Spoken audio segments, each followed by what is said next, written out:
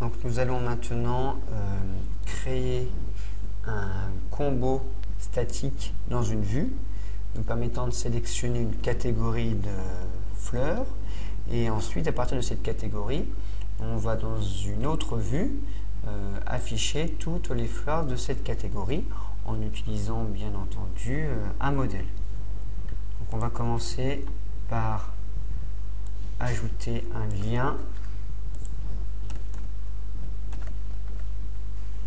que l'on va appeler CBO statique, et ce lien CBO statique, il va ouvrir dans le contrôleur CIndex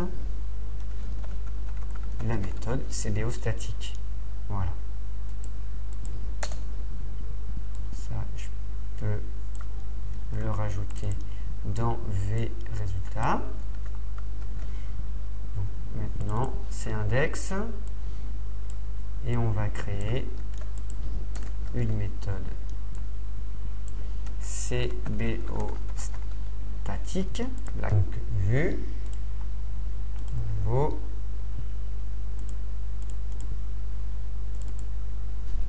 VCBO statique.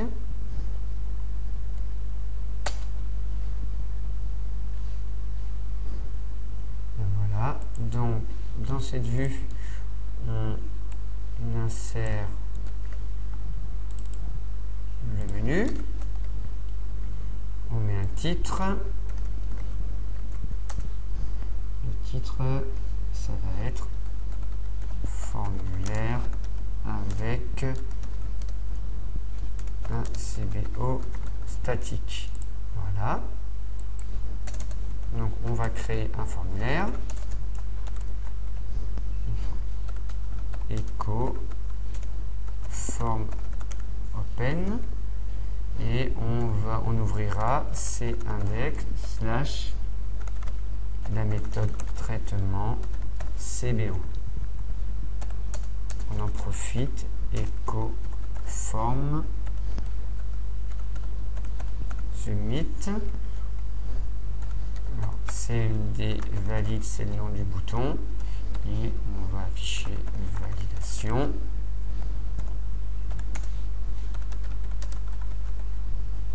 Form reset, CMD reset, et annulation. Et le formulaire, on va le fermer. Voilà. Alors maintenant on va créer notre liste déroulante, notre CBO statique. Echo form, echo form label. Donc on affichera les catégories. Voilà. Donc on utilise un tableau associatif avec comme clé la valeur qui sera envoyée dans notre méthode traitement CBO. Donc je mets les codes des catégories, après l'item qui va s'afficher, et je fais ça pour les trois, c'est-à-dire les plantes à massif,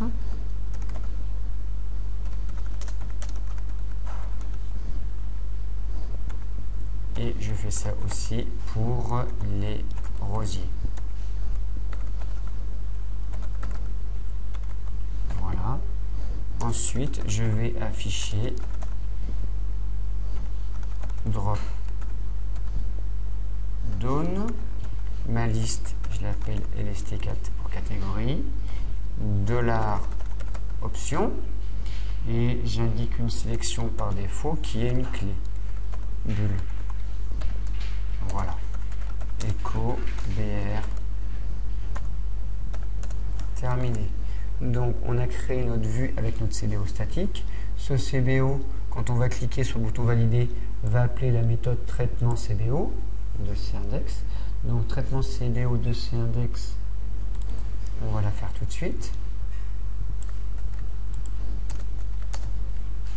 fonction traitement CBO. Cette méthode, qu'est-ce qu'elle fait? Elle va récupérer dans une variable ce qui a été sélectionné dans notre liste. Donc $10 flèche input flèche post parenthèse cote et on l'appelait lst4. Voilà, je récupère et je stocke dans ma variable qui s'appelle lst. Ensuite, je vais appeler une méthode de mon modèle. Ça s'appelle pas read all, mais on va appeler la méthode rush. Il y a peut-être plusieurs produits, donc rush PDTS. Et je vais mettre en paramètre justement $lst, le code de ma catégorie. Et puis on fera après rush PDTS, le titre, ça va être traitement d'un CBO. L'objectif, c'est que on affiche les caractéristiques des produits appartenant à cette catégorie, comme on l'a fait ici dans lister une table où on récupère les caractéristiques de produits. Donc on va pouvoir utiliser la même vue et résultat avec à la fois les paramètres. Donc rush PDTS, on va le faire. Donc c'est une fonction qui s'appelle rush PDTS. Rush PDTS prend comme paramètre la catégorie, enfin le code de catégorie, $4, et on va justement rechercher tous les produits de cette catégorie. Donc 10 db get. Alors cette fois, je peux mettre une condition, tirer du bas where, entre parenthèses, j'indique les données de quelle table je veux récupérer. Il s'agit de ma table produit. Et ensuite, comme paramètre, j'ai ma condition. Donc, array sur code PDT. C'est un tableau associatif qui contient la condition. Et il faut que le code PDT contienne le contenu de $4. Voilà. De cette façon, dans $RS, je vais récupérer l'ensemble des produits de cette catégorie passés en paramètres. Et ensuite, je convertis mon jeu d'enregistrement dans un tableau résultat-résultat. Voilà. Je reviens. Donc, je récupère les produits, je les stocke dans la clé résultat de mon tableau paramètre que je passe en paramètre. On vérifie. Alors, CBO statique. J'ai bien justement mon combo statique. Si je prends bulbe, je valide. Alors j'ai fait une erreur dans rush PDTS où le champ c'est pas code PDT, le champ s'appelle cat PDT. Voilà, on peut vérifier. CBO statique, bulbe par exemple, validation. Voici les produits de la catégorie bulbe.